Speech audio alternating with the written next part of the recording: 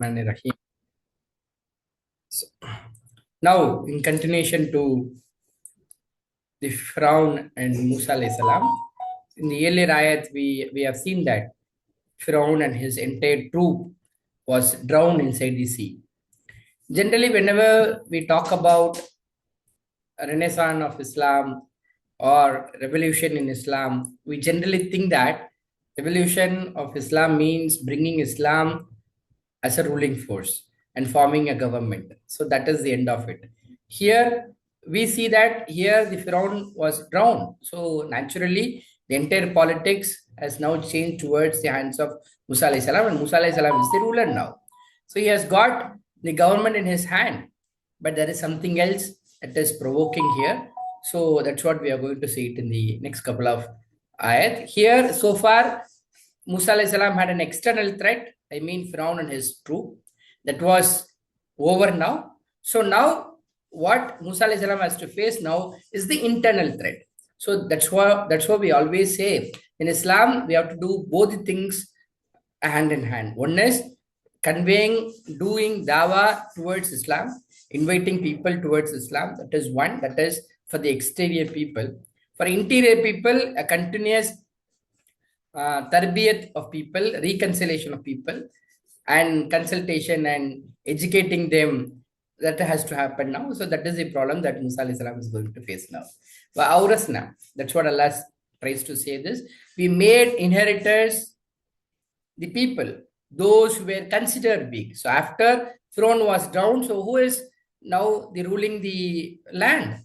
So naturally, the people who were considered as a weak at one point in time, who were suppressed and who were subjugated to a lot of tortures by Firaun, and naturally the politics and the government turned up into their hands. That's what the world has seen. They could start ruling from the eastern part of the land towards the western part of it. So the entire periphery, entire landscape is now being inherited by the weaker people, referring to the Bani Israels under the leadership of Musa alayhi salam, which we blessed in it, and was fulfilled the word of a Lord to the best. During the initiation of this conversation itself, Allah says that Allah told that, even Musa alayhi salam also told that Allah intends to change something, the political dynamics of it. And just like rightly guessed by Musa alayhi salam, that's what has happened here. The entire political dynamics has changed now, and this came towards the hand of Musa alayhi salam. And to the best upon the children of Bani Israel, because they remained steadfast, and because they were patient, the entire ruling came to their hand. Vadamarna, and we destroyed what used to make Firaun and his people. All those fabricated stories, long theories about them, all went vain today. And what they used to erect. Vajavazna, Vajavazna, and we led across Bani Israels. Then they came upon a people. Now a new set of problem starts up here.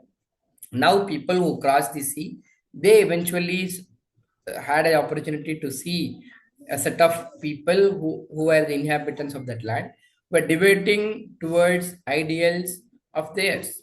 They said, O Musa alayhi salam, make for us God like what they have gods.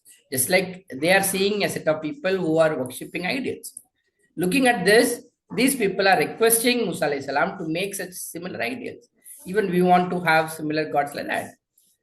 And Musa alayhi salam said, he said, verily you are a people who are ignorant. Are you ignorant? Allah has saved you from a bigger calamity now, and you have seen what has happened to the disbelievers. Now you are asking to associate partners with Allah. Verily, these will be destroyed, what they are in it, or in vain, what they used to do.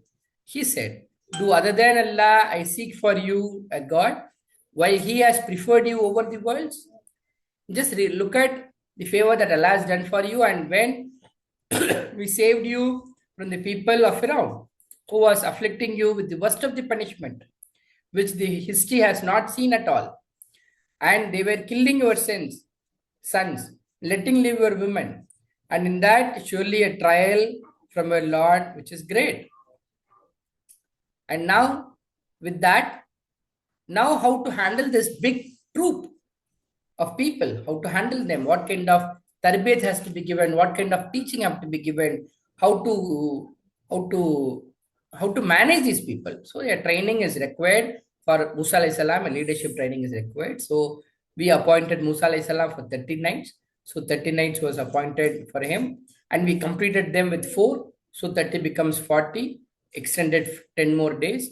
So now, so was completed the term of his Lord, 14 nights. So 14 nights, Musa alayhi salam was given a leadership training by Allah and said Musa alayhi salam to his brother, I am going for a training now. So you have to take my place in my people. Asleh. This is something that has to be done to the to the internal people, where you have to do set right, and Islah is something that has to be done with the people inside, and Dawa is something that has to be done to the people who is exterior, and not follow the way of the corruptors. This is the advice that Musa alayhi salam gives and appoints Harun alayhi salam in his place and take over his journey. இப்போ 136 நம்ம பார்த்தோம், மூசா அலைஹிஸ்ஸலாமை எதிர்த்த ஃபிரௌனும் ஃபிரௌனுடைய கூட்டத்தாரும் கடலில் மூழ்கடிக்கப்பட்டார்கள். பொதுவாகவே இஸ்லாமிய மறுமலர்ச்சி என எப்பொழுது பேசினாலும் சரி, இஸ்லாம் ஆட்சி பீடத்திற்கு வருவது, இஸ்லாமின் கையில் அரசாட்சி வருவது, அரசியல் வருவது, இதுதான் உச்சபட்சம் நம்ம நடப்போம். இங்க அதுதான் நடந்திருக்கிறது. ஃபிரௌன் அகற்றப்பட்டு விட்டான். அதற்கு பிறகு என்னது, மூசா அலைஹிஸ்ஸலாமுடைய கைகளில், பனி இஸ்ரவேல் கைகளில் அந்த பகுதியினுடைய ஆட்சி அதிகாரம் வருகிறது. அதோட எல்லா பிரச்சனையும் முடிஞ்சிருச்சா அப்படின்னு பார்த்தா இதுதான் இல்லை. இதுவரைக்கும் மூசா அலைஹிஸ்ஸலாம் வெளியில் இருந்த மக்களுக்கு தாவா செய்ய வேண்டியது இருந்தது, அவர்களை இஸ்லாத்தின் பால் அழைக்க வேண்டியிருந்தது. இப்போ எதிரிகள் அனைவரும் அழிக்கப்பட்டு விட்டார்கள். அப்ப வெறுமனே இருப்பது மூசா அலைஹிஸ்ஸலாமும் அவரை நம்பிக்கை கொண்டிருந்த பனி இஸ்ரவேல் மாத்திரம்னா, இவர்களுக்குள்ளே உள்ளே இஸ்லாஹ் செய்ய வேண்டிய பணி. அப்ப 2 பணியும் சேர்ந்தே செய்ய வேண்டும். எப்பொழுதெல்லாம் இஸ்லாத்தை குறித்து பேசுறோமோ, ஒன்று இஸ்லாத்தின் பால் மக்களை அழைக்கக்கூடிய தாவா பணியும் செய்யணும், அது வெளி மக்களுக்கு செய்வது. ஏற்கனவே இஸ்லாமியர்களாக இருப்பவர்களுக்கு என்ன செய்ய வேண்டும், இஸ்லாக் செய்ய வேண்டும், அதாவது சீர்திருத்தக்கூடிய பணி செய்ய வேண்டும். இப்போ மூசா அலைஹிஸ்ஸலாமுக்கு புதுவிதமான பிரச்சனைகள் தன்னை சார்ந்து இருக்கக்கூடிய மக்கள் மூலமாக வருகிறது.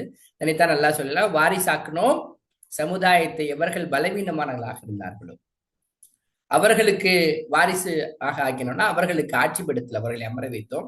ஏற்கனவே முந்தின ஆயத்துல கூட மூசா அலைஹிஸ்ஸலாம் சொன்னாங்க, அல்லாஹ் இந்த ஆட்சி மாற்றத்தை ஏற்படுத்தக்கூடும், நம்முடைய இந்த நாட்டினுடைய அரசியல் சூழ்நிலை நமக்கு சார்பாக வரும் என மூசா அலைஹிஸ்ஸலாம் ஆருடம் கொண்டது போலவே இப்பொழுது நடந்து விட்டது. அவர்களுடைய கிழக்கு பகுதிக்கும், பூமியின் கிழக்கு பகுதிக்கும், இன்னும் மேற்கு பகுதிக்கும், இந்த பகுதியிலிருந்து நாம் இஸ்லாமியர்களாக, மைனாரிட்டிகளாக, சமகாலத்தில் இந்தியாவில் வாழக்கூடியவர்களுக்கும் இதில் என்னது பாடம் இருக்கிறது. நாமும் என்னது விரும்புகிறோம், ஒரு காலம் என்னது இஸ்லாத்தினுடைய முழு சாராம்சத்தையும் நிலைநாட்டக்கூடிய ஒரு பகுதியாக இந்திய பிரதேசமும் ஆகும் என நாம் ஆருடம் கொடுக்கிறோம்.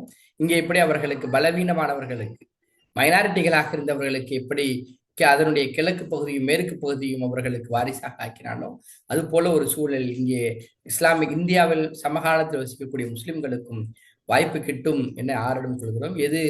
இதன் மூலமாக அருள்வளம் புரிந்தோம். அதில் இன்னும் முழுமையடைந்தது அல்லாஹ்வுடைய வாக்கு, உமது இறைவனுடைய வாக்கு, மிக அழகிய வாக்கு. யார் மீது? பனி இஸ்ரவேல் மீது அல்லாஹ் தந்த அந்த வாக்குறுதி அல்லாஹ் இங்கே நிறைவேற்றி காட்டினான். எதற்காக, எப்போ இது நடக்கும்? அவர்கள் விமாசபரு, அவர்கள் பொறுத்திருந்தமையால் அப்படின்னு சொல்றது ஒரு டிரான்ஸ்லேஷன். அவர்கள் நிலை குறையாமல் இருந்தமையால், அத்துணை எதிர்ப்புகளுக்கும் சளைக்காமல் அந்த ஃபிரௌனோடு அவர்களோடு என்னது போட்டி போட்டு அவர்கள் உறுதியாக இருந்ததினால் அவர்கள் கையில் ஆட்சி மாற்றம் ஏற்பட்டது. தம்மர் நாயினும் நாசப்படுத்தினோம், எவற்றையெல்லாம் செய்திருந்தானோ ஃபிரௌனும் அவருடைய சமுதாயமும் செய்திருந்த அனைத்தும் அழிந்து விட்டது. பிறகு எவற்றையெல்லாம் அவர்கள் உயர்த்தி கட்டுவார்களாக இருந்தார்களோ, இது சிலர் சொல்றாங்க அவர்களுடைய பகுதிகள்னு சொல்றாங்க, சிலர் சொல்றாங்க அவர்கள் என்ன பிம்பத்தை கட்டி வைத்திருந்தார்களோ, ஃபிரௌன் தான் எனது இறைவன், எகிப்தினுடைய இறைவனாக இருக்கிறான், அவனுடைய கட்டளைக்கு பேரில் தான் எனது ஆறுகள் ஓடுகிறதுன்னு என்னென்னலாம் கதைகள் வச்சிருந்தாங்களோ அந்த அத்துணை கதைகளும் இன்றனது தவிடுபடியாக ஆகிவிட்டது என்னும் செய்தியை பார்த்தோம். கடக்க வைத்தோம். பனி இஸ்ரவேலர்களை கடலை கடந்தார்கள். பிறகு வந்தார்கள். கடலை கடந்து வரும்போது அவர்கள் ஒரு கூட்டத்தை பார்க்கிற ஒரு சமுதாயத்தை, அந்த சமூகம் வழிபாட்டுக்குரியதாக இருக்கிறது, சிலைகளை வழிபடக்கூடிய சமுதாயத்தை பார்க்கிறார். அவர்களுக்கு பிறகு கூறினார், அவர்கள் மூசா அலைஹிஸ்ஸலாமிடம் கூறினார்கள், ஓ மூசாவே, எங்களுக்கு ஏற்படுத்தித்தா எங்களுக்கு வணங்கப்படக்கூடிய ஒரு கடவுள் இது போல. அவர்கள் வைத்திருக்கக்கூடிய சிலைகள் போல எங்களுக்கும் ஒரு என்னது சிலைகளை வணங்கப்படக்கூடிய கடவுள்களை ஏற்படுத்தித்தான்னு என்னது பொருள் வைக்கிறார்கள். நிறைய முஃபஸிரின்கள் இந்த ஆயத்தை கோட் பண்ணி சொல்றாங்க. இந்த இந்த வார்த்தையை பனி இஸ்ரவேலர்கள் சொல்லும்போது கடல்ல இருந்து கடந்து வந்தவர்களுடைய கால்களுடைய இருக்கக்கூடிய ஈரம் கூட காயவில்லை. ஈரம் காய்வதற்கு முன்னால் அவர்கள் எனது இணை வைப்பின் பால் அவர்கள் சென்றார்கள் என்று நிறைய முஃபஸிரின்களுடைய குறிப்பு இருக்கிறது. இது சொல்லும் போது அந்த அப்போதான் ஃபிரௌன் என்னது மூழ்கடிக்கப்பட்டிருக்கான். அந்த கால் நனைஞ்சது கூட காயில. அதற்கு முன்னாடியே அவர்கள் என்னது இணை வைப்பின் பால் என்னது செல்ல முற்பட்டார்கள் என்ற அந்த செய்தியை பார்க்கிறோம். நிச்சயமாக அதற்கு மூசா அலைஹிஸ்ஸலாம் கூறினார், நீங்கள் அறியாத சமுதாயமாக இருக்கிற ஜாகில் சமுதாயமாக, அறிவில்லாதவர் சமுதாயமாக இருக்கிறீர்களே, நிச்சயமாக இவைகள் எல்லாம் அழிக்கப்படக்கூடியதாக இருக்கிறது. எல்லா சிலை வணக்கங்களும் என்னது அழிக்கப்படக்கூடியதாக இருக்கிறது. எதில் அவர்கள் இருக்கிறார்களோ அவைகள் எல்லாம் பொய்யாக இருக்கிறது. எதனை அவர்கள் செய்கிறார்களோ. மூசா அலைஹிஸ்ஸலாம் தொடர்ந்து பேசுகிறார், அல்லாதவற்றை உங்களுக்கு நான் வழிபடக்கூடிய கடவுளாக நான் ஆக்கி தருவேனா? ஒரு காலமாவது நான் செய்வேனா? அவனோ உங்களை முதன்மைப்படுத்திருக்கிறான். அகிலத்தாரை விட உங்களுக்கு நிறைய அருள்கொடைகளை செய்திருக்கிறான்.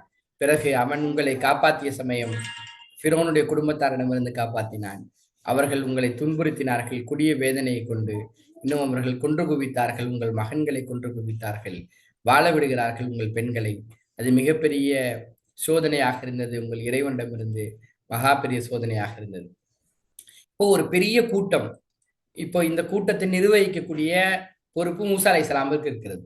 எப்படி இவர்களை நிர்வகிப்பது? அப்போ தலைவராக இருக்கக்கூடிய மூசா அலைஹிஸ்ஸலாமிற்கு ஒரு தலைமைத்துவ பயிற்சி தேவைப்படுகிறது.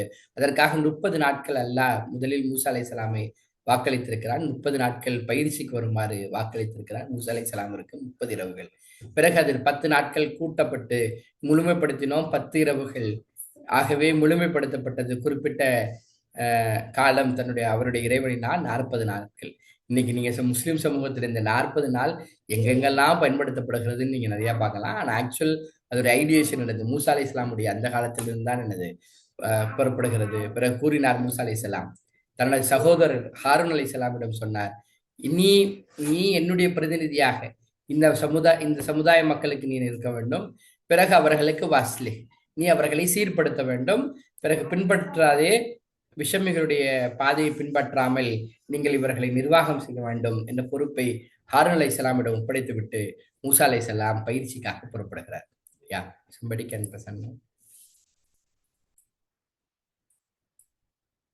Now walamma ja, and when came Musa alayhi to our appointed place and spoke to him his Lord.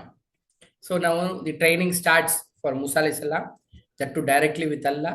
So the conversation between Allah and Musa alayhi continues. And here, when this continues, Musa alayhi asked this question. He said, "Oh my Lord, show me." Because the conversation has become deeper, he now intends to see Allah subhanahu wa ta'ala directly. Show me so that I may look at you. This is a very popular incident of Musa alayhi salam, which Allah here narrates. Here Allah replies, never you can see me. Nobody else in this world will ever have power to see Allah subhanahu wa ta'ala. So that is the inference from this ayat. Never you can able to see me. But look at the mountain, then if it remains in its place, then maybe you can see it. So now Allah, what happens? Then falamma tajalla rabbuhu. Then, but when revealed his glory, his Lord, to the mountain, he made it, entire mountain became crumbled to dust and fell down. Musa alayhi salam, sayyiqa, unconscious. He could not able to withstand the blasting sound and the light and whatever that came up due to the blast of the mountain. Musa alayhi salam fell down unconscious. Now when he recovered, he said, Subhanaka, glory be to you. I turn in repentance towards you because I have done a mistake of making you to ask you to see me or look at, asking permission to look Allah subhanahu wa ta'ala. So now I am the first among the believers. And Prophet sallallahu alaihi wasallam also says with regard to this incident, on the day of Qiyamah, the first person who will be raised up on the day of Qiyamah when the trumpet will be blown will be myself, Prophet sallallahu alaihi wasallam said. So I will walk up When I woke up, I will see Musa alayhi salam was already existing. Prophet sallallahu alaihi wasallam, Musa alayhi salam was already there. And I don't know whether Musa alayhi salam was not kept, not went to asleep, or whether he woke up before me. I don't know. This is a point that Prophet sallallahu alaihi wasallam said. And this has some connection with regard to similar incident because he has fallen down here. So he is rising up on the day of Qiyamah before Prophet Sallallahu Alaihi Wasallam. So this is one correlation.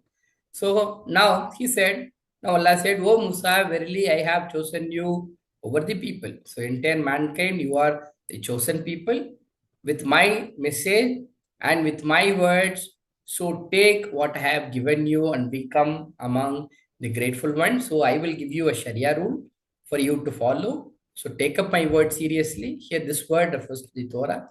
So, and you are supposed to become the grateful one. I mean, you have to implement it without any second opinion. Wakatabna, and we ordained for him in the tablets. I mean, here the instruction came down not in bits and pieces, but in an printed form in a tablet.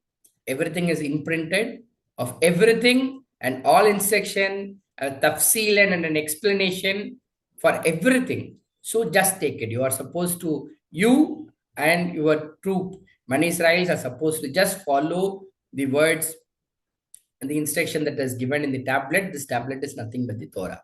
With firmness, and order your people and take best of it, and I will show you the home of the defiant and disobedient people. Whoever turns away from this, their home will be shown to you.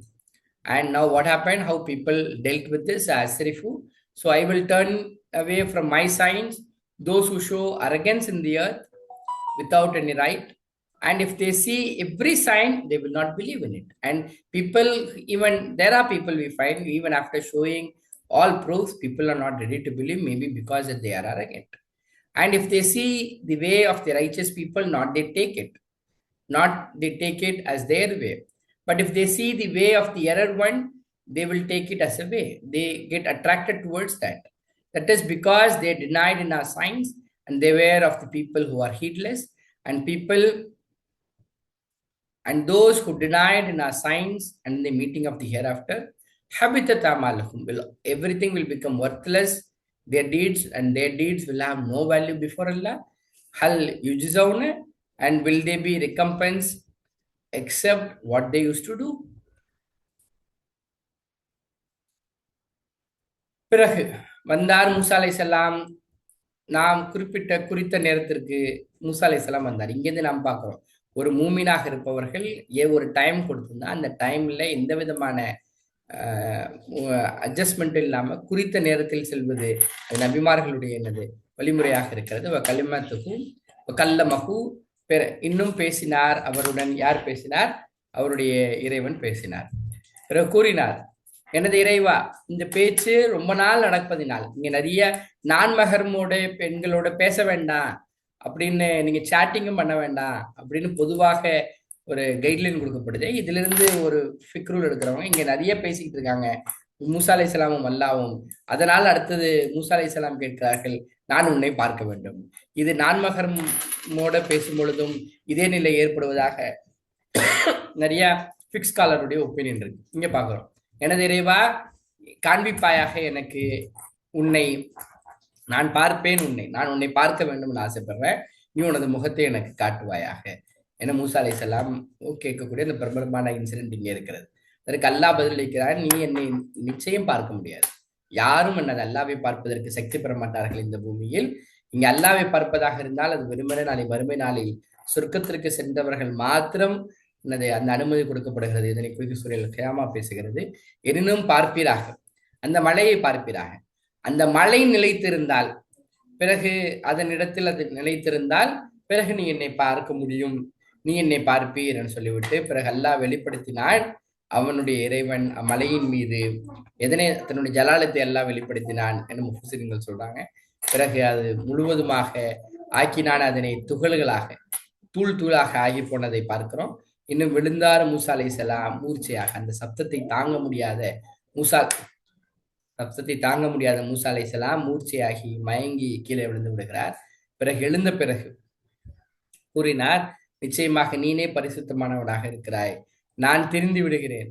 நான் திரும்புகிறேன் உனது பக்கம். நான் என்னுடைய தவறுக்கு மன்னிப்பு கோருகிறேன். துபுது, நான் பாவ மன்னிப்பு தேடுகிறேன் உன்னின் பக்கம். நிச்சயமாக நான் முதலாம் நபனாக இருக்கிறேன் நம்பிக்கை கொள்பவர்களே.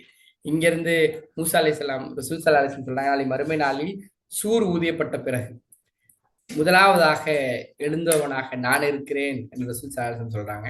நான் எழுந்து பார்ப்பேன். ஏற்கனவே மூசா அலைஹிஸ்ஸலாம் அவர்கள் விழித்திருப்பார்கள்.